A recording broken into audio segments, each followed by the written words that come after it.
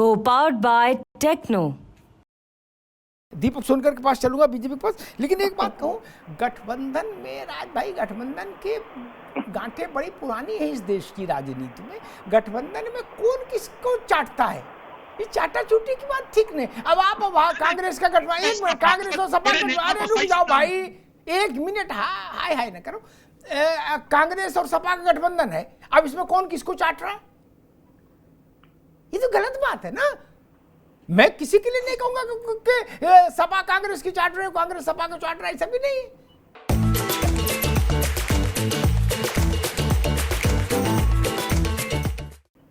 ये चाटा चूटे पशुओं का मामला है। गठबंधन में जोशी जी बताओ, नहीं,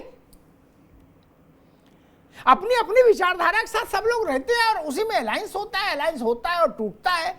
मायावती जी के साथ 2 बार सपा वाले गए, लेकिन ये चाटा चूटी वाली बात ठीक नहीं। नहीं जोशी जी, नहीं, जो राज भाई कह रहे थे, जो पुरखों के अपमान पर, नहीं, चाटा चूटी की बात मैंने कही, जो राज भाई ने कही कि आप बीजेपी की, जब उन्होंने उनसे आरएलडी से कहा कि आप बीजेपी के चाट रहे हो हैं चरण, तो मैंने कहा ऐसे गठबंधन में चरण चाटना कोई उसकी एसओपी तो है नहीं कि गठबंधन किया तो चरण चाटना पड़ेगा। तब फिर सबके पूछे जाएंगे कौन किसके चरण चाट रहा, तब क्या होगा? वो दिल्ली में आम आदमी पार्टी के चरण जो चाट रहे थे, भाई आम आदमी पार्टी और इंडिया गठबंधन में कांग्रेस और आम आदमी पार्टी में कौन किसके चरण चाट रहा है? उत्तर प्रदेश में सपा और कांग्रेस में कौन किसके चरण चाट रहा है? तो युवराज जी कहा है हमने, तुम्हारे नेता को तो युवराज जी का, इतनी मिर्चा क्यों लग रही है? कश्मीर में फारूक अब्दुल्ला और कांग्रेस कौन किसके चरण चाट रहा है? ये बड़ा विषय गंभीर हो जाएगा। भाई लड़ाई नहीं करो भाई, एक मिनट अरविंद जी रुक जाओ। अरे भाई पहले यहाँ तो समेट लूं, रुक जा भैया, दोनों लोग रुको। मैं कह रहा हूँ आपस में संघर्ष ना करिए, ये चाटने वाला मामला गंभीर हो जाएगा, सैकड़ों सवाल खड़े होंगे और वर्तमान के चाटने का डिटेलिंग भी लोग मांगेंगे और इतिहास के चाटने की भी डिटेलिंग शुरू कर देंगे। AI का जमाना है क्या कि देश में जब पहली बार गठबंधन हुआ तो पता करो किसने किसको चरण चाटे। ये सब ठीक नहीं, ये भाषा ठीक नहीं, छोड़ दो जाने। भैया दीपक सोनकर, आप सारा विपक्ष इस बात से खुश था, लड्डू बांट चुका था मोतीचूर के, कि चलो भैया बुलडोजर से जान छूटी। क्या विपक्ष के नेताओं से बात करते थे तो वो कहते थे भाई योगी जी बुलडोजर से बड़ी पॉपुलैरिटी गेन कर रहे हैं, क्या किसी तरीके से बुलडोजर बंद होना चाहिए। उनको लग रहा था कि योगी का अलाउद्दीन का चिराग बुलडोजर ही है, जिसने अलाउद्दीन के चिराग था कि जो मांगो वो हाजिर। तो सारे विपक्ष ने अपनी सारी ऊर्जा लगा दी बुलडोजर रोको अभियान समिति में। क्या भला हो अरशद मदनी साहब का, बुजुर्गवार का, वो चले गए सुप्रीम कोर्ट, कोर्ट ने उसमें कुछ डायरेक्टिव दे दिए, विपक्ष वालों ने लड्डू का ऑर्डर दे दिया, बोले भैया हो गया, बुलडोजर गया। मैंने जैसे शुरुआत बताया कि एक बड़े प्रदेश के, देश के एक बड़े नेता ने टिप्पणी की थी कि योगी का बुलडोजर सुप्रीम कोर्ट ने पार्किंग में खड़ा करा दिया और उसके पहिए भी खुल गए, स्टीयरिंग भी खुल गया।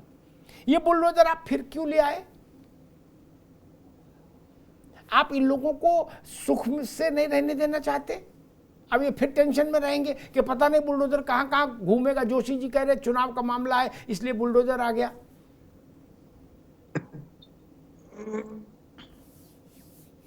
देखिए अमिताभ जी,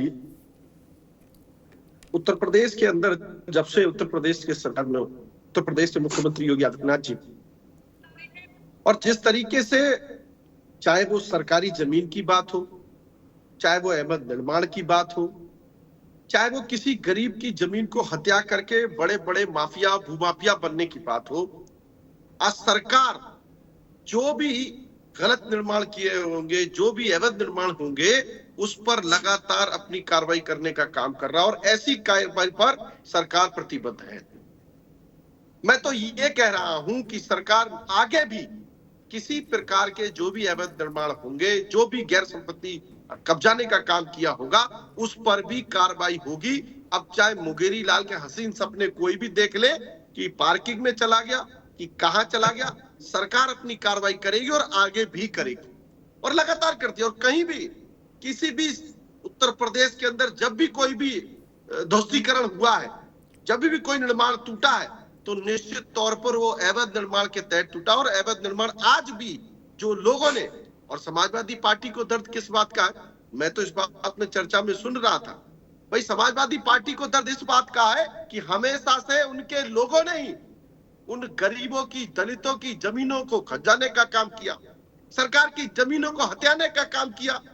अब जब उनके घर बेघर होंगे तब दर्द किसको होगा। कितने बड़े बड़े अपराधियों को, बड़े बड़े भूमाफियों जैसा संरक्षण देने का काम किया, अपराधियों बनाने का काम किया। तो ये सारे संरक्षण की समीक्षा को आज खत्म करने का काम अगर किसी ने किया है तो उत्तर प्रदेश के मुख्यमंत्री योगी आदित्यनाथ जी ने किया है। और जो खत्म समापन हो रहा है तो निश्चित तौर पर बुरा लगेगा, निश्चित तौर पर खराब लगेगा, निश्चित तौर पर उनको लगेगा कि ये हमारे जो लोगों ने बड़े बड़े जमीनों को हथियाने का काम किया था। देखिए आज उत्तर प्रदेश की जनता यह मान रही है, जो गरीब किसान की जमीन थी, जो दलितों की जमीन थी, जो पिछड़ों की जमीन थी, जो गरीब अंतिम पंक्ति पर खड़े हुए व्यक्ति की जमीन थी, आज उनका अधिकार दिलाने का काम सरकार कर रही है। मैं बहुत प्रैक्टिकल के साथ बताना चाहता हूं, मुरादाबाद की एक घटना है, पिलारी तहसील उसमें पड़ती है, उसमें एक हमारे ही समाज के सोनकर समाज की जमीन को लगभग 100 बीघा की जमीन समाजवादी पार्टी के ब्लॉक प्रमुख ने कब्जा कर रखी थी। गुंडे के बल पर धमकाने का काम करते थे, क्योंकि उसके परिवार में कोई रहने वाला व्यक्ति नहीं था। मगर जब से भारतीय जनता पार्टी की सरकार आई, उस बहन बेटी ने अपनी पैरवी करी और आज उस जमीन को जिसका अधिकार था उसका अधिकार दिलाने का काम भारतीय जनता पार्टी की सरकार ने किया। ऐसे बहुत सारे उदाहरण हैं, ऐसे बहुत सारे प्रैक्टिकल है जहां लोगों ने उनकी संपत्ति को कब्जाने का काम किया और ऐसे सरकार ने जिसकी जमीन थी उसके अधिकार को दिलाने का काम किया। और बात अगर ध्वस्तीकरण की करेंगे, बुलडोजर की करेंगे और अवैध निर्माण अगर होगा तो निश्चित तौर पर बुलडोजर चलेगा। मगर मैं एक बात और भी सुन रहा था, हमारे राज भाई ने किसी को युवराज से संबोधित किया था। प्रदेश की जनता और देश की जनता तो उसको पप्पू से संबोधित करती है।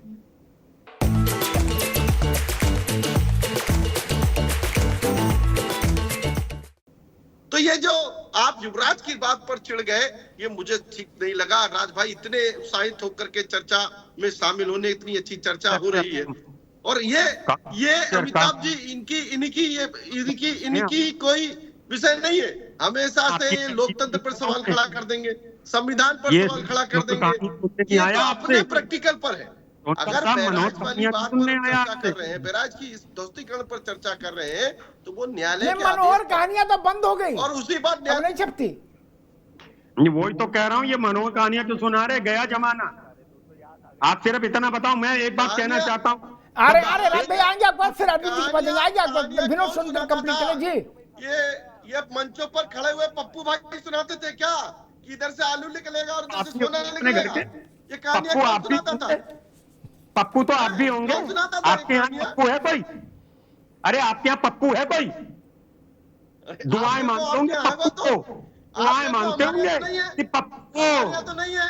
आप मुझे लगता है आपके यहाँ पप्पू नहीं होगा। देश की जनता पप्पू बता रही है। अरे शंकर भाई, दावे के संग कहता हूँ आपके यहाँ पप्पू नहीं होगा।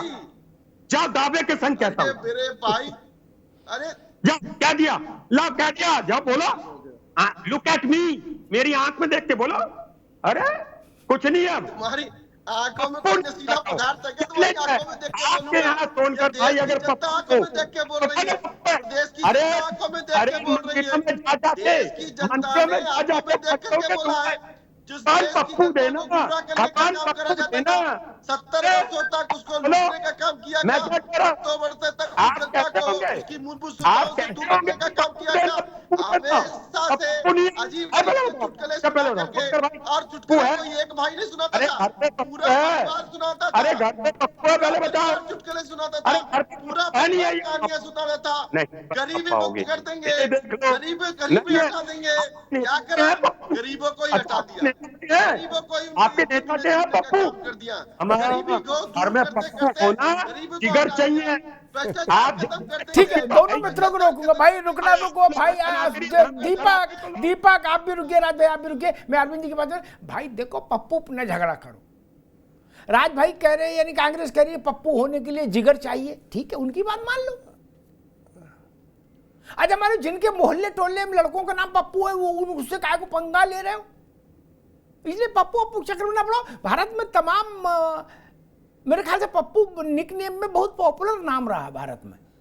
पप्पू, गुड्डू, मुन्ना, यही तो नाम होते थे पहले। इसलिए नहीं कहा। और फिर मान लीजिए राज भाई ने कह दिया कि पप्पू पैदा करने के लिए, पप्पू बनाने के लिए बड़ा जिगर चाहिए, तो फिर ठीक है, राज भाई के पास है, उनके पास जिगर है तो उन्होंने बना दिया, यही ना, ठीक है, कोई दिक्कत ही नहीं।